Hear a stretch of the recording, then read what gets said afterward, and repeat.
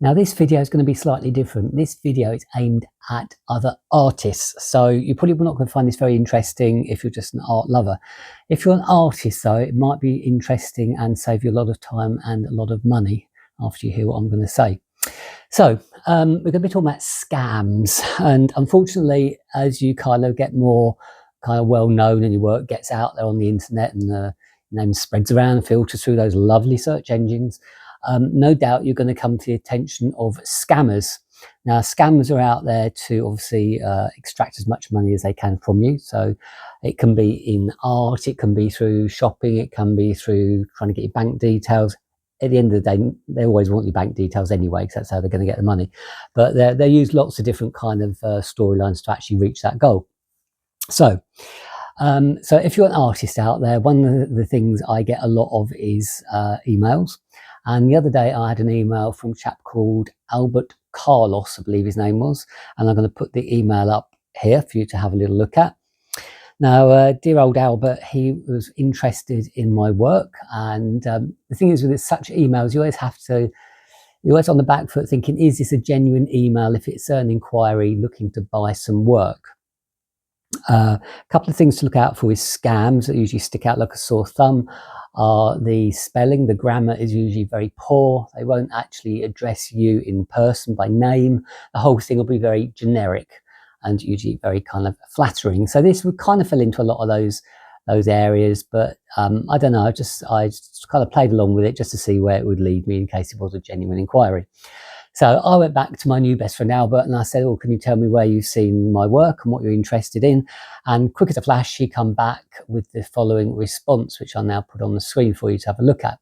So basically, he come back saying he was going to offer me, I think it was something like $3,000 per piece. He wanted 10 pieces of work for an exhibition. Now, there's the thing with the twist with this one is he didn't physically want to get the work. So obviously that would make it a bit more complicated for him. So he wanted to use these tokens, I think they're called NFT or whatever. I'll put it in the description what it stands for. But basically it's a digital token that is quite popular in some forms of trading. And basically it's a digital certificate which shows the person that you own that image and it's yours to reproduce, to sell or whatever. So basically you're giving away your copyright in doing that. And it is a legitimate way of doing business. People do trade on this particular market, but because it's notoriously scamified, if I want to have a better expression.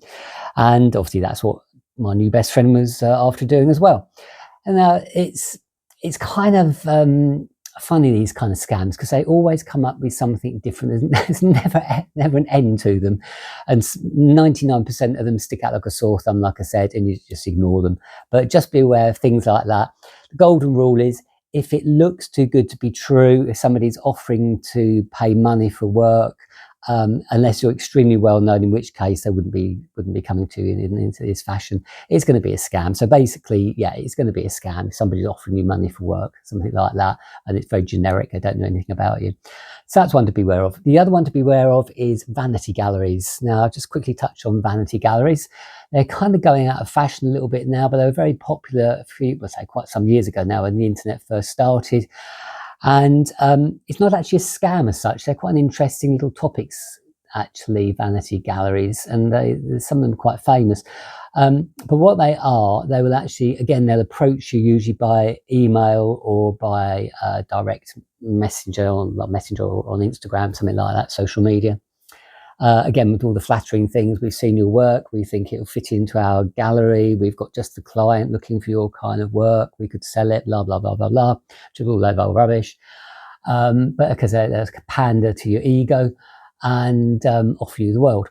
Now, how they actually operate is the artist who they approach will end up funding their business, and that's how they operate. Now, one of these galleries that's quite famous is a company called Agora Galleries, based in America. And they've got galleries in New York and Miami. They did have, I don't know if they're still going, I kind of think they still are.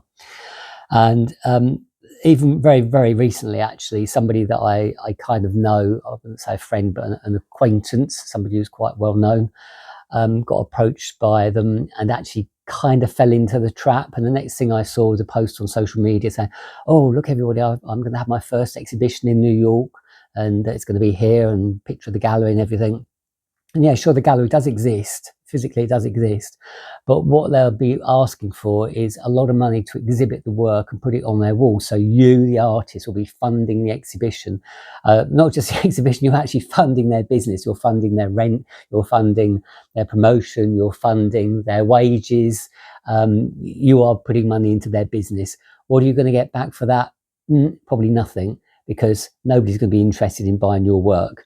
You're unknown, and people are not going to be selling your work in New York or Miami in a gallery like that if you've got no kind of reputation, you've got no provenance or anything. Not going to happen. Not going to happen in a million years. Even if your art is really, really good and the person in question produces some very, very good work. But they targeted them, and they kind of fell for it, unfortunately. So I did go back and say, well, I think this is a vanity gallery, and had to explain what a vanity gallery was. I didn't hear anything else after that from them, and it just kind of dropped off the horizon, really. So I'm kind of assuming they reached their own conclusion on that one.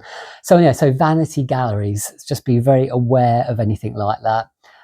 If anybody's asking for money up front to actually put exhibitions on for you, the alarm bell should start ringing immediately. A gallery actually exists on commission. So a gallery will take something between 40, 60, maybe even more % commission, and that's how they earn their money. They will not be asking you to fund their business if it's a legitimate gallery. Same goes for anything else. If you're doing exhibitions, yeah, you can hire a place, which is a completely different thing altogether. But if you want to hire a venue, it's up to you. But if somebody comes to you asking to show your work and then expects you to pay for that, you should see alarm bells ringing straight away, because it's going to be a scam. So there we go, just a few little pointers for you. Hope that's sort of put you in good stead for that. And remember, if it's too good to be true, it is. So I shall see you in the next video. Carry on painting, and I'll see you soon. Take care then. Bye bye.